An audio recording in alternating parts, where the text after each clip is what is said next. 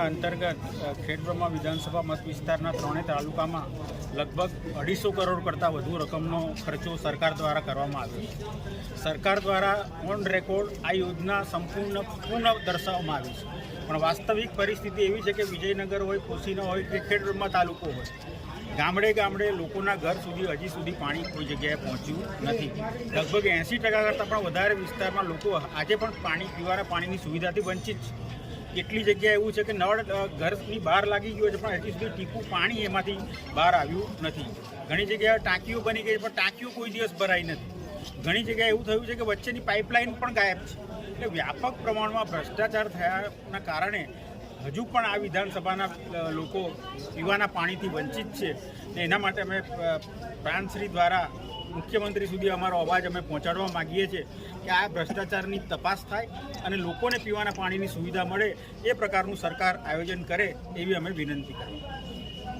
આજે જે નળ સે જળ યોજના જે છે એ અમારા જે પોશીના અને ખેડબ્રહ્મા અને વિજયનગર તાલુકામાં જે યોજના હતી એ જે પાણી ગામડાઓ સુધી નથી પહોંચ્યું, એના માટે આજે અમે પ્રાંત સાહેબને આવેદનપત્ર આપ્યું અને સરકારને અમે એ અવાજ પહોંચાડવા માગીએ છીએ કે જે અમારે ત્યાં 3 વિધાનસભામાં અમારે ત્યાં ગામડે ગામડે જ્યારે નળ પાઇપલાઇન નાખી છે, ત્યાં નળ સકલી નાખી છે, ત્યાં પાઇપ નથી, પાઇપ છે ત્યાં નળ નથી।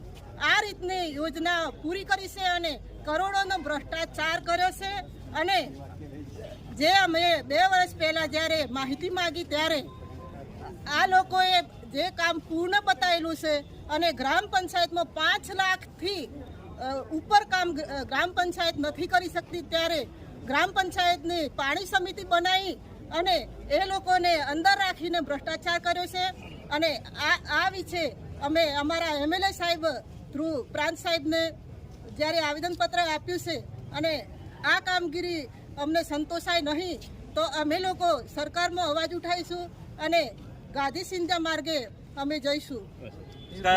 અને પોચીના તાલુકામાંથી ગામજનો દ્વારા નળ સે જલ યોજના જે સરકાર દ્વારા જે કરવામાં આવી હતી એમાં ઘરે ઘરે પાણી નથી આપવામાં આવ્યું, એમને લઈને અમે રેલી કાઢીને પ્રાંત સાહેબને આવેદનપત્ર આપ્યું છે કે આ જે જલ સે જલ યોજનાની અંદર એટલો ભ્રષ્ટાચાર કરવામાં આવ્યો કે લોકોને ઘર ઘર સુધી પાણી નથી આપ્યું। તો અમે પ્રાંત સાહેબને આવેદનપત્ર આપીને કહેવા માગીએ છીએ કે આ આદિવાસી વિસ્તારની અંદર જે જલ સે જલ યોજના છે એમને ફરીથી તપાસ કરી અને લોકો સુધી પાણી આપે, અને પાણી નહીં મળશે તો આવનાર દિવસોની અંદર અમે ગાંધી સિંધિયાના માર્ગે આંદોલન કરીને સરકારને અમારા આદિવાસી વિસ્તારની અંદર પાણી આપવા માટેને એમને ઝુકાવવા માટે અમે તૈયાર છીએ। એટલે સરકારને આ એક આવેદનપત્ર આપીને કહેવા માગીએ કે આદિવાસી વિસ્તારની જે જલ સે જલ યોજના છે એ ફરીથી તપાસ કરીને ફરીથી ઘરે ઘર પાણી આપે એવી અમારી માગણી છે, એ માટે અમે આવેદનપત્ર આપીશું।